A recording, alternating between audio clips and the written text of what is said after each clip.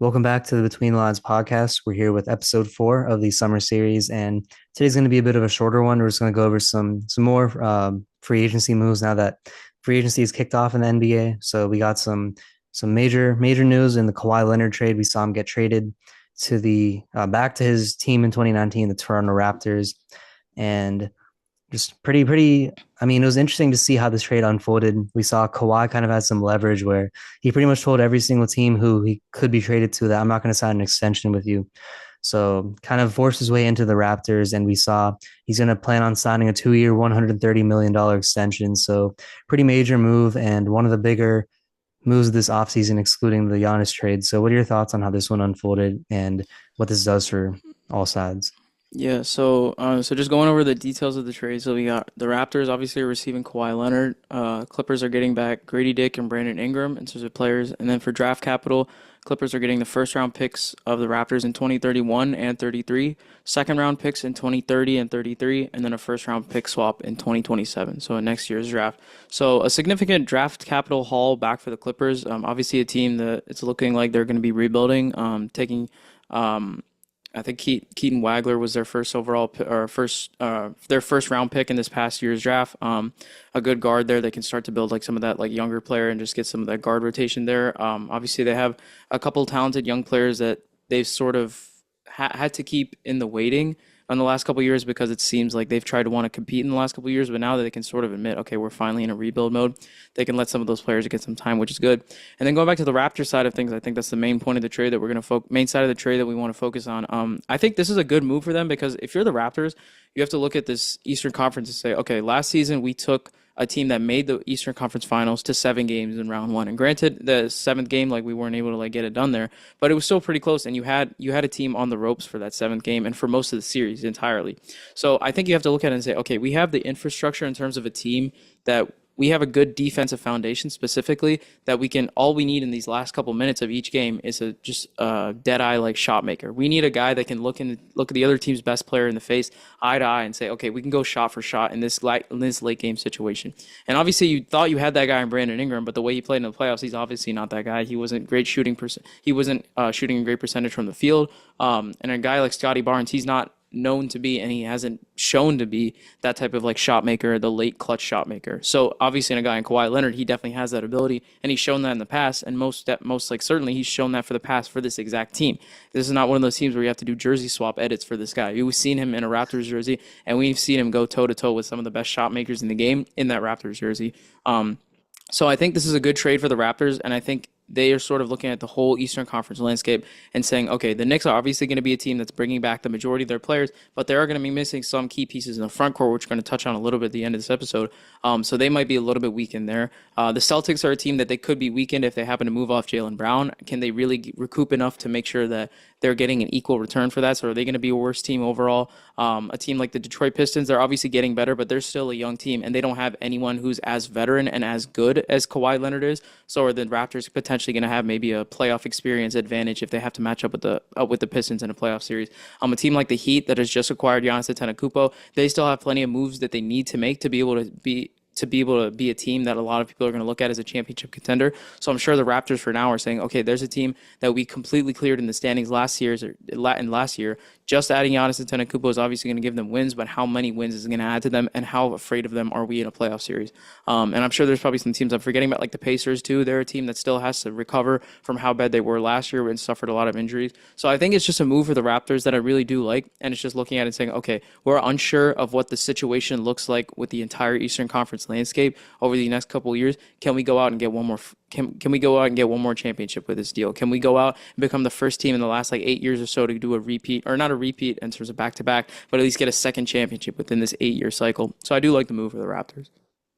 Yeah, I like it too. I think it's kind of rare to see such a young team go in like a win now move, but it just makes sense with the timeline of the NBA right now where there's so many questions about the Eastern Conference, and it's definitely the more parity. There's a more parity in that conference versus the West. So I think it can really be anyone's year. So go out and get Kawhi Leonard, who just had a career year for the Clippers, averaging roughly 28 points a game, played the most games he's played in a while. And now he's kind of back in that team where he got a ring as like the lead player. So he's definitely going to be motivated to play. They have a lot of young pieces on this team: Scotty Barnes, Colin Murray Boyles, Jacoby Walter, a lot of Jamal Shed, a lot of good guys on this team that could use an experienced seasoned veteran like Kawhi Leonard that I don't think Brandon Ingram really could provide for this team. So I like the move for the Raptors. And honestly, I like it for the Clippers too. I think they kind of realized that, like, hey, the Kawhi era in LA, like while it was cool for like the bubble year where they, had Paul George and everything, it's just they're not going to contend with the roster they have. And they're kind of like doing like a renewal of their roster, revamping. They drafted Keaton Wagler. They got a lot of good young guards in Darius Garland. Also getting Benedict Mathurin from the Pacers last year, and then even got like Kobe Sanders that they just re-signed for 2 years. So I really like this team, that the direction they're going in. They got some good draft capital, and they're kind of just like resetting with the young pieces instead of just trying to. We've seen time and time again teams just try to drag it on out with like a player who's just like overstayed a visit and try to like say they're contending when in reality they aren't. So I like moving on from Kawhi, getting young pieces who draft capital, and then for the Raptors, I like it kind of capitalizing onto the moment right now, getting Kawhi back, like Drake said in Iceman, maybe it's just perfect timing with everything. So overall, it's rare to see a win-win trade, but I think this is one of those good for both sides, and I'm excited to see what both teams do going forward. Yeah, I mean, like you mentioned, I think those lyrics of National Treasures are going to hit a little bit harder after this move back. So I think we sort of looking back on the last couple of years, it's like 8 years or so of these two teams in LA supposedly we're supposed to have this really great rivalry that was going to define the NBA for the next like decade or so, and it really doesn't become that at all. We see that this Clippers tenure from Kawhi and Paul George too ends. I mean, I think you have to say it's a complete failure for both these teams. Not only did they not reach when Kawhi was healthy, not only did they not reach a conference finals, a Western Conference Finals, the only year they did reach it, the one against the Suns in 2021, where Kawhi was injured. That he gets injured in the previous series against the Jazz, tears his ACL, so he's out for the rest of that playoffs. He doesn't even make it in the Western Conference Finals with them. And then and most of the other years they just make the playoffs, get bounced in round one or two. And then meanwhile, you look at it on the other hand with the Lakers and LeBron James, a team that we're going to touch on right now. They're a team with LeBron and AD. Obviously, towards the end, it just becomes LeBron and then LeBron and Luka for these last couple of years. They have a much more successful tenure, right? Making the championship or winning the championship in the bubble year, making another deep conference finals run against the Nuggets in 2023, and having a few other playoff runs here and there, but playing really well in the regular season too, and not having the type of bad regular seasons that the Clippers had in a couple of years, not even making the playoffs in a few years. So I think the Clippers may have missed the playoffs. I think in one year for sure, maybe like another year along there. And the Lakers only missed the playoffs the one year in 2021-22 season. So I think people who are saying like, oh, it's like almost equal runs from them, I think like that's like completely out of line to say. I think the Lakers obviously had a better run with LeBron over these last 2 years. I think definitely a failure from Kawhi and their team and his camp overall, thinking that this move to LA was going to be the move for him. So speaking of the Lakers, they made a couple more moves just this morning. So we're recording on July 1st. So they just made a couple moves this morning. Free agency obviously just opening recently. So filling out some of their roster spots now. Now that they know that LeBron James is not going to be there and Marcus Smart, both of the two of them opting out of their player options. So this gave the Lakers plenty of cap room to be able to navigate and make some new deals.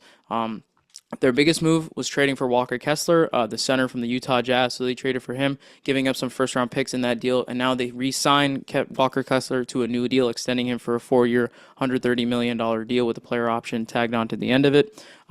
Signing more guys, they signed Quentin Grimes previously on the Philadelphia 76ers. They signed Colin Sexton, so two guards there to help their guard rotation behind Luka and Austin Reeves. And then Mamu, they were able to sign him too. So just four guys that are key for the Lakers building out their depth. So I want to ask you, like, what do you think of the Lakers' moves, trying to fill out the roster now that LeBron and Marcus Smart are going to be gone? What do you think of those moves?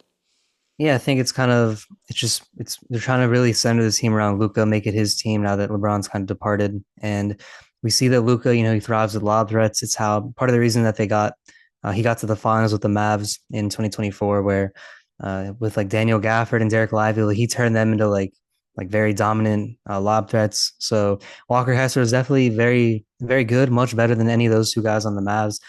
Very good offensive rebounder, had roughly 5 offensive rebounds a game in the last 2 seasons. So very, very good. Pretty much what they need in terms of physicality in LA. Seen all the questions surrounding DeAndre Ayton, been pretty disappointing for the team. One of the quote unquote softer centers in the league. So I think getting Walker Kessler, establishing some like paint dominance is exactly what they need for the team. Good for Luka to get a lob threat that he can dominate with, like the pick and roll, going into the paint, throwing up floaters like lobs. It'll be really good to see. And then in terms of the other moves like Colin Sexton, Quentin Grimes, and Sandro Mamu, I think like these are just good depth pieces in general. Quentin Grimes was a very good six man for the Sixers, probably their only good bench piece in general. So he's really good. I like that addition for the Lakers. And then Colin Sexton was a guy on the Hornets who pretty much would come in and get some good buckets. He hasn't really been the best like playmaker, but he's not really going to be asked to do a lot in LA. He's going to be asked to help out in the non Luca minutes, the non Reeves minutes, and I think he's a quality player. Can definitely do that. We saw him for some years in Cleveland and Utah, like average roughly 20 points a game. He's a good scorer. He can do like very good things off the bench for this team. And then Sandro just giving some good like stretching the floor ability from the 4 and 5 positions would be good for this team. So overall, like these moves are a combination of like filling out the roster and also turning this into Luca's team, giving him the pieces that he can work with to like make a run in the playoffs. And I like what they're doing. Good direction that they're headed in for sure. Yeah, and I think, I mean, like you mentioned, I think these are not going to be the star pieces that many Lakers fans may have expected, but I don't think that's what you could have expected. I don't think that's what you reasonably should have been expecting from these types of moves from Rob Pelinka. I think you have to be content with the fact that you two stars, whether you like it or not, are Luka Doncic and Austin Reeves. Whether or not, obviously, Luka Doncic is definitely a superstar, probably a top five, top 10 player in the game, depending on where people might rank him. And Austin Reeves, whether you like it or not, he's being paid like he is a star. He's being paid like he's a fringe superstar, and he has to come into that role a little bit. He has to improve a little bit more on the offensive end. Obviously, on the defensive end, it's going to be hard for him to improve, but he's going to have to find a way to because you're not going to have that great of a defensive like out framework now as a team. Obviously, adding Walker Kessler definitely does help, and having a stronger backline allows for your perimeter defenders to take a little bit more of a risk, take more of a gambles when they're playing defense. They know they can reach a little bit more, similar to what you see with a lot of players on the San Antonio Spurs. They know, okay, they can reach a little bit more on the perimeter and go for a few more steals because they know they have Victor Wembanyama patrolling the backline. Obviously, Walker Kessler is not Wemby, but he's still a really good and really talented defender and a really strong rim protector. So that's going to allow their defenders on the perimeter to be a little bit more gambling, so to speak, and just like go out for a couple more steals here and there. But I do like those moves overall for the Lakers. So one of the two more teams that we want to hit on in terms of their moves. First one we'll go to is related to the Miami Heat, but not necessarily a player that they're getting. We touched on Norman Powell and talked about how it was unlikely that he was going to be signing back with the Miami Heat. Brian Windhorst reported that, and it looks like that was true because Norman Powell just signed to the Bulls this morning, I believe. He signs a 2-year deal with them. I think it was $45 million, if I remember correctly. So he's going to be on the Bulls for this upcoming season. Obviously, a team that's looking to start or get out of their rebuild phase, so to speak, drafting Caleb Wilson with their fourth overall pick and starting to build some just build like a new core foundation there. Obviously, a new front office coming in, try and move off the previous front office and like the mediocrity they were content with. So, just your overall thoughts, your quick thoughts on like the move for Norman Powell. Obviously, respect him for getting the bag. I think he's a guy that's definitely shown in the last couple of years he's definitely capable of putting up buckets and things like that, which he's really talented at, it seems. So, I think he's shown more of that than he has in the past couple stops that he's been on. So, props to him for being able to get the bag. So, what are your quick thoughts on that move? Yeah, I mean, I think it's a good move for the Bulls. They're kind of like, for the first time in a while, the direction they're headed in. I mean, the Bulls have been arguably one of the most mismanaged franchises in the last like decade or two, just in terms of how mediocre they've been. We saw like the DeMar DeRozan, Zach LaVine era didn't really pen into anything. So I like this move. They finally have a lot of good young pieces. Caleb Wilson, a guy you touched on, they drafted number 4 out of UNC. I think he has like serious potential to be the best player in that draft class. He's a bit of a raw talent, but he's just like an absolute athletic freak, very dynamic, can do a lot of things for this team. And then Modest Bazelis has shown flashes. Josh Giddey's played well. And then getting Nick Claxton in that 3-team deal from the Nets is also a good move. So Norman Powell can kind of be the vet for this team. You know, he got paid well. He definitely wouldn't have gotten paid this much in Miami. So it makes sense for him financially to move on to Chicago. I think maybe I'm a little questionable from his point of view, just because I thought that if he wouldn't stay on Miami, it would be because he'd want to go to maybe like a contender. But at the end of the day, you know, like chasing financial success is never a bad idea. So he's getting a good contract. Good for him. And I guess we'll see what Miami does to fill in the gap now in losing their all-star in the backcourt. Yeah, and I think we've seen with the Bulls in the last couple of years, they've moved off some of their guards that were playing like lower minutes for them, like specifically two guys in Kobe White and Ayo Dosunmu. Kobe White was playing more like starter minutes for them, so not like they were moving off a complete like unknown like bench player, like a unknown gem or something like that. But they made two moves and they're moving off, and it seems like those players have really flourished and there's new roles, making it seem like okay, maybe were the Bulls doing something wrong and not playing like players that really had this level of ability. So getting a guy like Norman Powell, I think he's someone that's it's the opposite. He's shown like really good abilities in like other places. Can he come into the Bulls and still bring that type of shooting ability? Can he bring the come to the Bulls and bring that type of like scoring output? So I think that's something that's going to be key for them. And like you mentioned, he's going to be a key veteran addition for them. So the last move we want to touch on is for the New York Knicks. So obviously the most recent NBA champions losing some of their front court depth and two of their most key center rotation pieces. One of them being the most key and like one of the key guys in the NBA Finals as a backup for Cat. Mitchell Robinson, he's heading out of the Knicks. He's going up to the Boston Celtics. He signs a 3-year contract with them. And then Ariel Hukporti, they're one of their lower end center guys. He's a guy that the Knicks I know really wanted to re-sign. A lot of Knicks fans had been talking about how he was like an gem for them, like sort of like a underrated like bench guy that they really wanted to keep and to be able to develop into a potential like bench significant bench player or like a significant starter role eventually. He ends up signing with the Philadelphia 76ers. So just your thoughts on these two moves of guys leaving from the Knicks, and what do you think the Knicks should do to be able to recoup those type of not necessarily assets, but recoup like the production that they would have been getting from them? Yeah, I mean, I think this isn't an uncommon trend. We see a lot of champions kind of like their players get poached in the following year. So, kind of following that trend, I think Mitchell Robinson's going to be interesting losing him. He was, believe it or not, like the longest tenured Nick on that roster. So now that he's gone, they have a bit of a gap at center. And then also Ariel Hukporti, a younger guy who didn't really play a lot of minutes, but when he did, it was pretty important because the other guys would be in foul trouble. So they definitely have some gaps to fill, see who they can get behind Cat. Because now that we're in this like Wemby era, it's all about can you get your Wemby stopper? And Mitchell Robinson provided a lot of good defensive minutes for that team. So now he joins the Celtics. I think really good signing by the Celtics. They have a lot of good pieces on that team, but the one thing that they've lacked is their front court presence, their center. Neemias Queta, although he's a very underrated player and was in running for like most improved player of the year, he himself can't be like starting on his own, playing heavy like 30 plus minutes a game. So now they get another good defensive piece in Mitchell Robinson, good signing for them.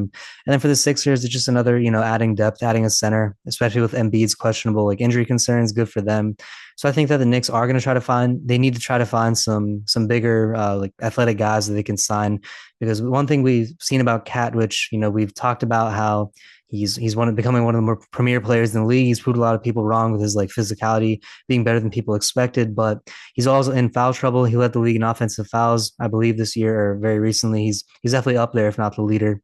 So they're going to need some centers to kind of play the non-cap minutes, and we'll see what the Knicks can do to try to stay contending this year.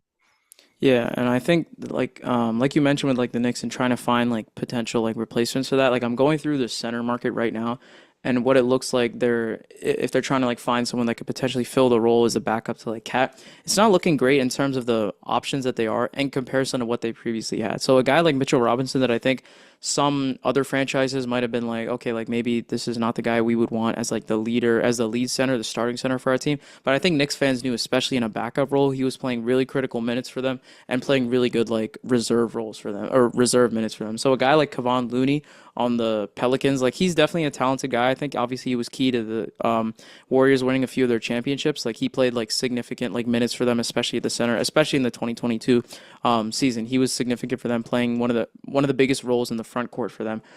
Nick Richards, a guy in the Bulls. Andre Drummond, previously on the Sixers this past season. Jalen Duren, a guy that you're definitely going to have to give like a max amount of money to, and you wouldn't be able to have him on the team as well because he's going to require like starting level type of money, but you already have a guy like that in Cap. Kevin Love, he's obviously reaching up there in like age. He's going to be 38 years of age soon, so is that really a guy you want to rely on?